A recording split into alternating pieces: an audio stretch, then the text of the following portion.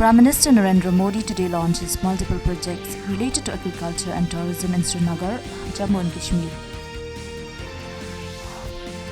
President Draupadi Murmu has virtually opened the Visitors Facilitation Centre and Handloom Exhibition at Rashtrapati Nilayam last evening.